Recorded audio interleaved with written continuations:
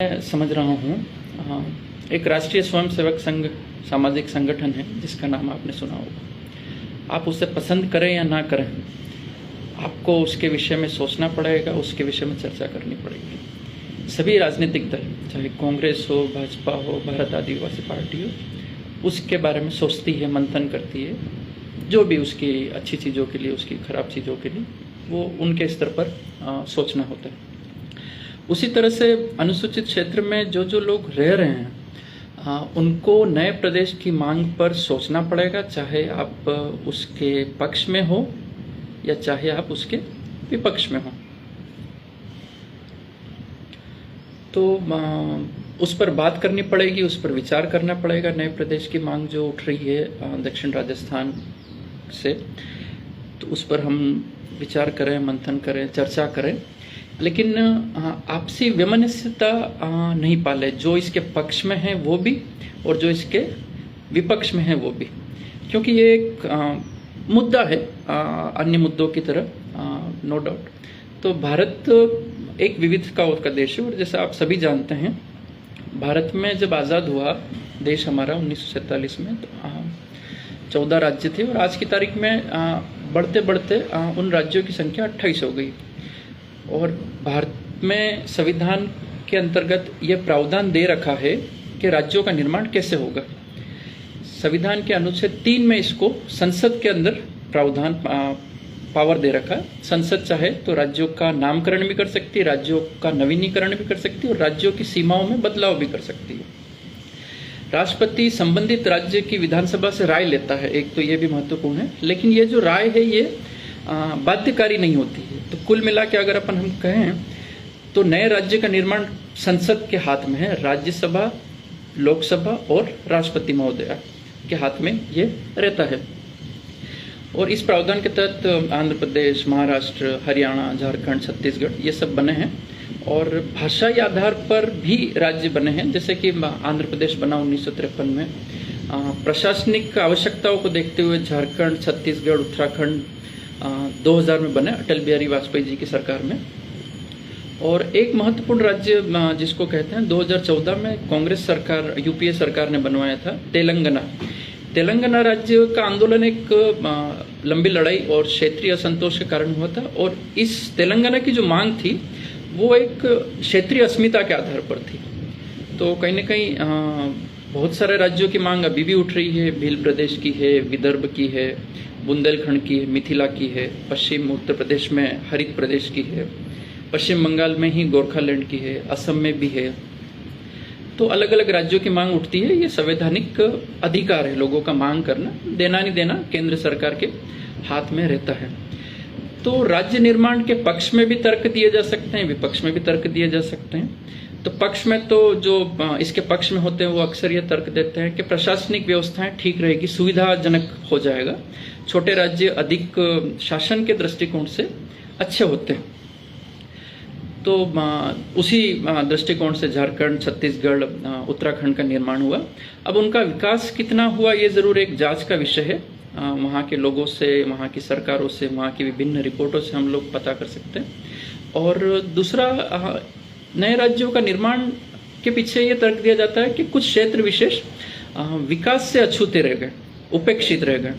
तो उस मामले में जरूर ये दक्षिण राजस्थान विकास से अछूता रहा। आज़ादी के 70-75 साल हो गए हमको, और आज भी बहुत सारी चीज़ों से हम लोग वंचित हैं। राजनीतिक भागीदारी भी अगर कहें तो नहीं मिलती है, ये आरोप लगाया जाता है राज्य निर्माण के तर्क में। लेकिन राजस्थान की बात करें तो मुख्यमंत्री जरूर इस संभाग से 2 हरिदेव जोशी और मोहनलाल सुखाड़िया जी रह चुके हैं, लेकिन आदिवासी कोई मुख्यमंत्री नहीं रहा। मतलब इस संभाग से क्या बात करें, पूरे राजस्थान में आदिवासी मुख्यमंत्री नहीं रहा, ना ही किसी भी बड़े राजनीतिक दल का प्रदेश अध्यक्ष रहा। तो ये बड़ा ही सोचने वाला विषय है।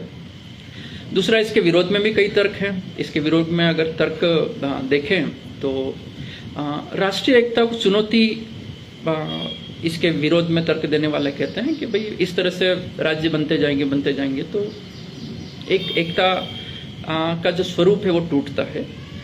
प्रशासनिक खर्च डेफिनेटली, राज्य जब बनता है नया तो प्रशासनिक खर्च होता ही है, और कई बार इस तरह के आंदोलन राजनीतिक अवसरवाद के रूप में भी आते हैं। तो ये टोटली एक केंद्र सरकार के अधीन मामला है और भारत जैसे राज्य में राज्यों की मांग करना कोई गलत बात मैं नहीं मानता, कोई अवैध भी नहीं है। राज्य निर्माण होते हैं और प्रत्येक मांग को सरकार को सिर्फ भावनात्मक रूप से नहीं सुनना चाहिए। भावनात्मक रूप के अलावा मैं समझता हूँ उसकी तथ्य और प्रशासनिक योग्यता और उसकी आर्थिक स्थिति को देखते हुए कोई भी निर्णय लेना चाहिए। नया राज्य जो होता है वो केवल एक भूगोल नहीं होता है, उसमें जनता के सपने होते हैं, जनता की भावना होती है और उनकी उम्मीदें होती हैं। तो मैंने जैसे पहले कहा कि आरएसएस है, राष्ट्रीय स्वयंसेवक संघ है, जिसको आप पसंद करें या ना पसंद करें उसके ऊपर आपको सोचना पड़ेगा, चर्चा करनी पड़ेगी।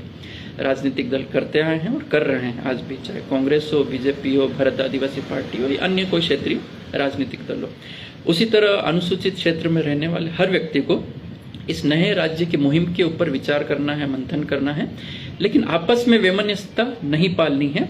जो इसके पक्ष में है वो भी न पाले और जो इसके विपक्ष में है वो भी न पाले। ये एक मुद्दा है और ये केंद्र सरकार के अधीन है। मांग करना जायज है, मांग कर सकते हैं, कंप्लीट करना नहीं करना वो केंद्र सरकार देख सकती है इस विषय पर।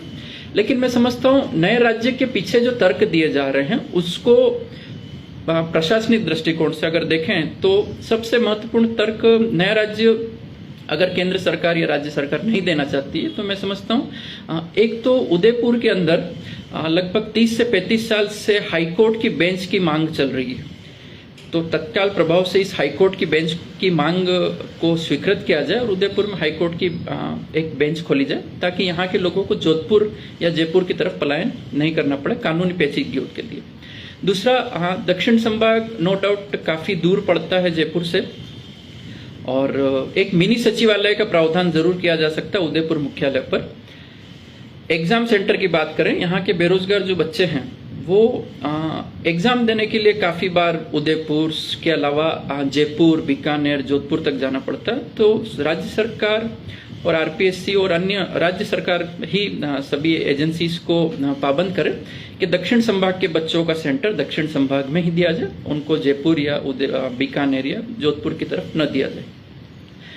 आदिवासियों के शोषण की काफी घटनाएं सामने आती हैं। तो इलीगल मनी लेंडिंग का व्यापार जो है इस क्षेत्र में बढ़ रहा है और काफी बढ़ा हुआ है। आदिवासी जब रात को मदद के लिए जाता है तो एक व्यापारी उसकी मदद कर देता है, लेकिन उस मदद के बदले में 5%, 10% या 20 से 25% कहीं का ब्याज सुनने में आता है, जो बिल्कुल गलत है। तो इस तरह की गतिविधियों पर राज्य सरकार तुरंत प्रभाव से कार्रवाई करे और दक्षिण संभाग के जितने भी आदिवासी क्षेत्र हैं उसमें सभी स्कूलों में शिक्षक उपलब्ध करवाए जाए, सभी सरकारी स्कूल में शिक्षक उपलब्ध करवाए जाए ताकि बच्चे यहाँ के पढ़ सके और उनकी शिक्षा की उचित व्यवस्था हो सके। सभी राजकीय महाविद्यालयों में भी शिक्षक उपलब्ध करवाए जाए ताकि यहाँ के बच्चों को उच्च शिक्षा में भी उचित अवसर प्रदान हो। दक्षिण राजस्थान में अगर देखें तो स्वास्थ्य सेवाएं बहुत ही खराब स्थिति में हैं। तो स्वास्थ्य सेवाओं के ऊपर सरकार को एक विशेष बजट आवंटित करके दक्षिण राजस्थान पर काम करना चाहिए और कनेक्टिविटी जो है रेल कनेक्टिविटी यहाँ पर दें। बस की प्रॉपर कनेक्टिविटी अभी भी सुदूर गांवों में दूसरे क्षेत्रों से नहीं हो पाई है, तो उसके ऊपर राज्य सरकार स्पेशल ध्यान दें। और एक महत्वपूर्ण विषय, राज्य सेवाओं में जो आरक्षण है, राज्य सेवाओं का मैं कह रहा हूँ, अधीनस्थ सेवाओं में तो जो भर्तियां निकलती हैं उसमें यहाँ के लोगों को ही, लेकिन राज्य सेवाओं में जो आदिवासी का 12% आरक्षण है उसमें यहाँ की जनसंख्या के अनुपात में, अनुसूचित जाति का एससी का जो 16% है उसको भी यहाँ की जनसंख्या के अनुपात में बांटे और ओबीसी का जो 21% आरक्षण है उसे भी यहाँ पर जो टीएसपी क्षेत्र में, अनुसूचित क्षेत्र में ओबीसी निवासरत है उस अनुपात में बांटे। और पता नहीं आप लोग कैसे इस मुद्दे को लें, मुझे नहीं पता, लेकिन मैं समझता हूँ राज्य सरकार सुनिश्चित करे कि एक भी सरकारी स्कूल में छत नहीं टपकनी चाहिए।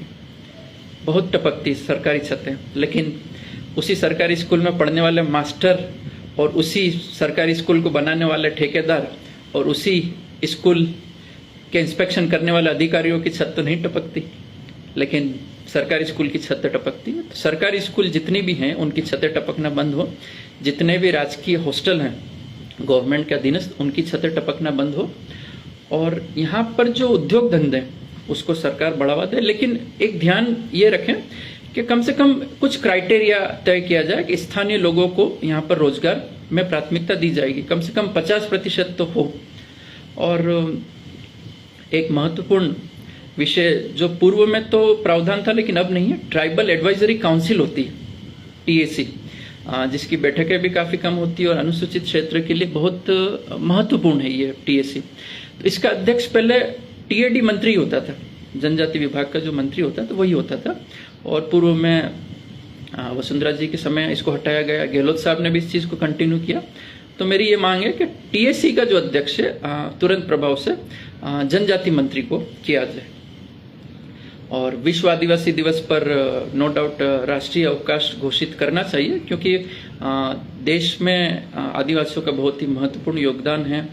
स्वतंत्रता संग्राम से लेकर आज तक प्रकृति को संरक्षित करने में आदिवासियों का एक महत्वपूर्ण योगदान है। तो राष्ट्रीय आदिवासी दिवस मनाया जाए और उस पर अवकाश घोषित किया जाए, क्योंकि जनसंख्या की दृष्टि से भी देखें तो 8 से 10% आदिवासी है और एक महत्वपूर्ण, और मैं समझता हूँ सिर्फ महत्वपूर्ण नहीं, बहुत ज़्यादा महत्वपूर्ण समाज का हिस्सा है आदिवासी।